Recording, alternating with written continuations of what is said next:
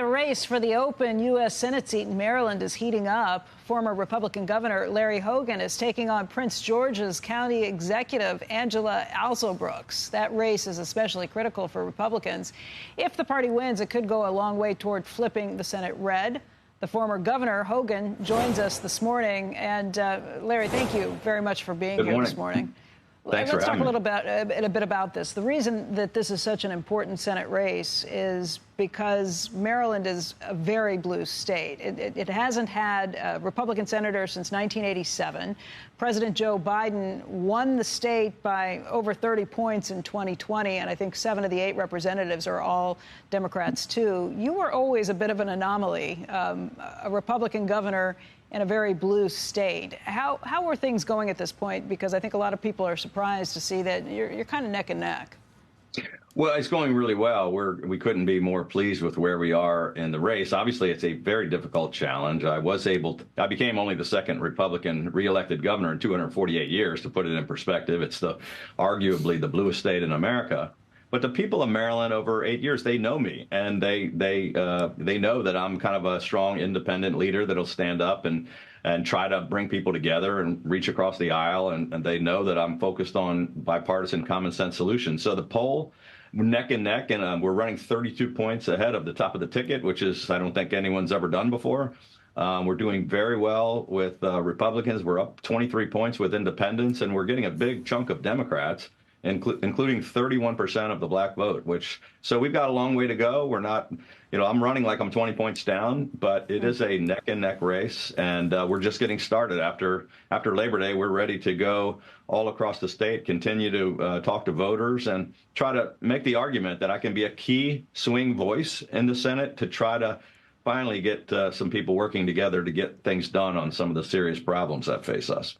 There are a lot of questions about that. I know you don't have the endorsement of Donald Trump. You've had a pretty contentious relationship with him. I'm sure you haven't sought his endorsement in this situation.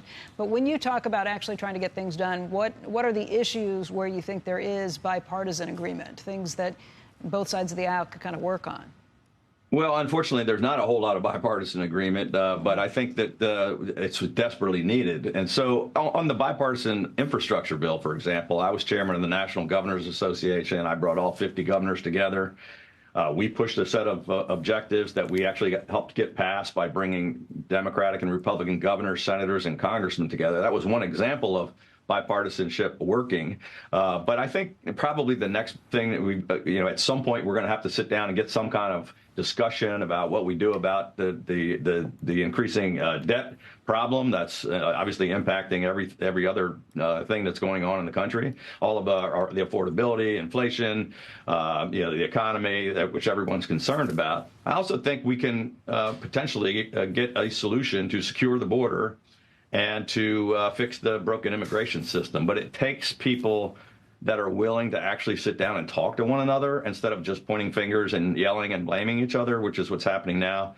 There's a lot of performative politics where people don't really seem to want to solve problems. They just want to try to score political points. And I'm going to try to go down there and be a straight shooter and be willing to work with anybody to get the people's business done.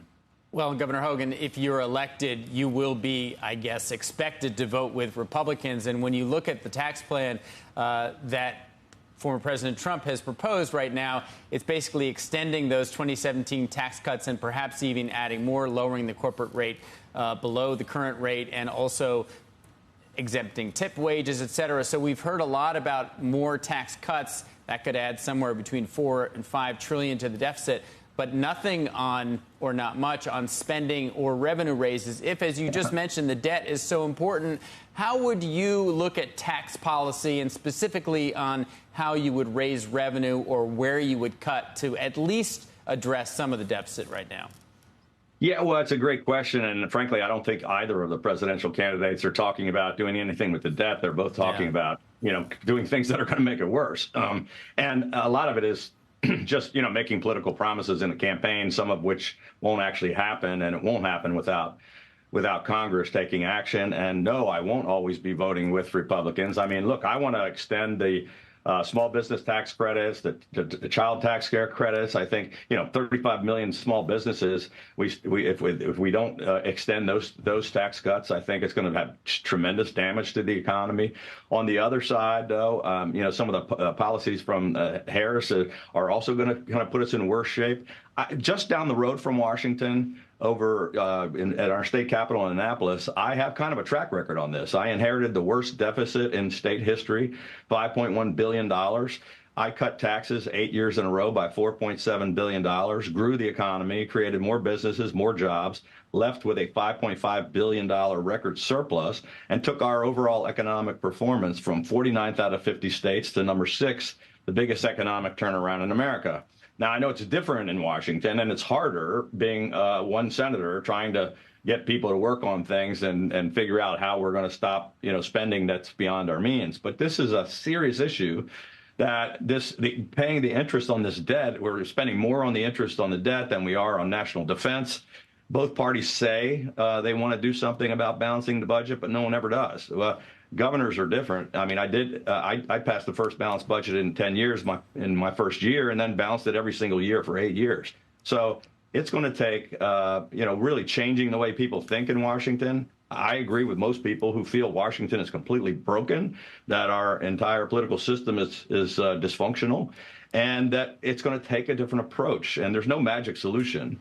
But trying to actually give straight talk as opposed to political rhetoric, and delving down, rolling up your sleeves, and trying to figure out what we're going to do about this. But the economy and affordability are the number one issue right here out there on the campaign trail, and it seems as if both sides are not really addressing this issue. Kyrsten Sinema and Joe Manchin are both leaving the Senate. If you are elected to the Senate, do you see yourself playing that same sort of a role where you push back pretty hard against your party? Well, no question about that. I mean, I believe I will be exactly in that kind of a role. I'm disappointed that my good friends are leaving. I was the co-chairman of No Labels. Both Joe Manchin and Kyrsten Sinema are both involved in that group, and Mitt Romney's also leaving. I've said, hey, where are you guys going? I'm coming down there to try to, help build this consensus in the middle, problem solver approach. And unfortunately, some really good people are leaving the Senate because they're so fed up with this divisive, angry politics and the broken political system. They're walking away. And it may seem crazy. I'm sort of running into the burning building, but I know one person can't magically fix things, but if people aren't willing to step up, then we're in real trouble. So I wish they were still there, but I'm going to try to be the exact same kind of leader. If they want my vote, they're going to have to do what I think is right for my state of Maryland and for the country. And I don't care if it's the Republicans or the Democrats.